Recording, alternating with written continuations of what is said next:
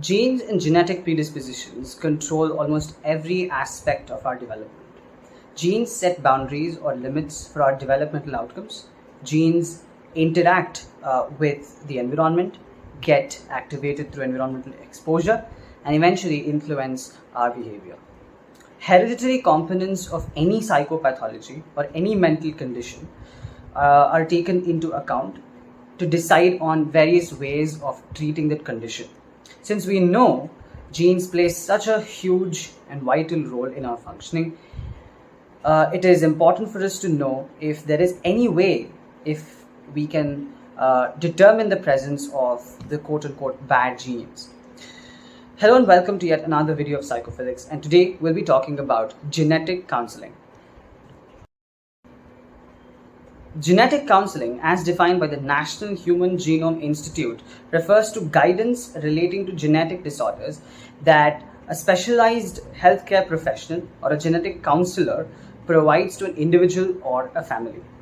In other words, genetic counseling involves informing individuals about the risks their genes hold for development of any negative physical or mental conditions or outcomes. The counselor also informs the patients about the various ways in which one can reduce the risk to minimize the severity of any potential disease in the future. The counselor evaluates one's DNA or the genetic structures to check for risks that pertain to one's physical and psychological functioning. A genetic counselor specializes in skills related to DNA or genomic analysis that are combined with counseling skills. So counseling skills are necessary as health anxiety is one primary concern. All of us are concerned about how healthy we are or whether we will actually end up getting a disease. So people want to be certain that they are fine health-wise, that they will survive for a long period of time.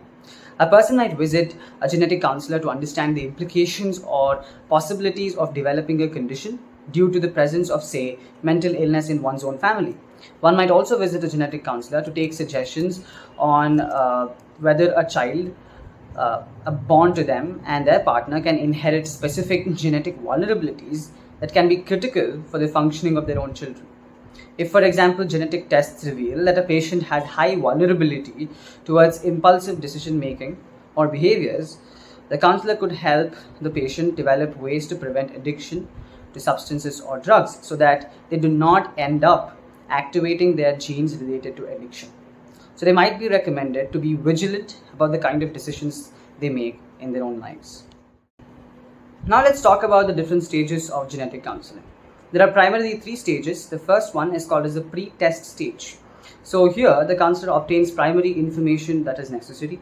The patient is asked about the reasons they have come for genetic counseling, what they wish to know from this procedure, and any potential medical and mental history of the family is also taken. The counselor examines the medical records of the patient. The patient is further informed about the available testing options and procedures that the client can further choose. The second stage is called as genetic testing or screening. So this involves analyzing the DNA or the genetic material of the patient to look for biomarkers or genes that point to any kind of vulnerability.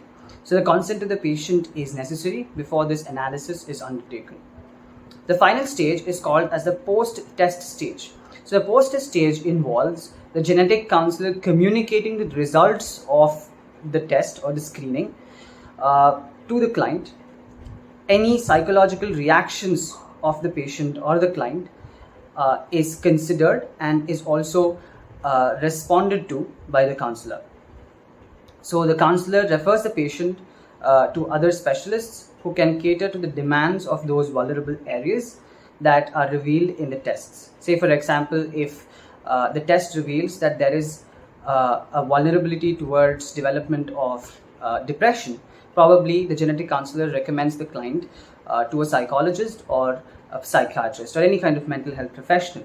So if there is a significant risk which is found, at times even family members of the client are also recommended to take a genetic test to check for the prevalence of this vulnerability within the family.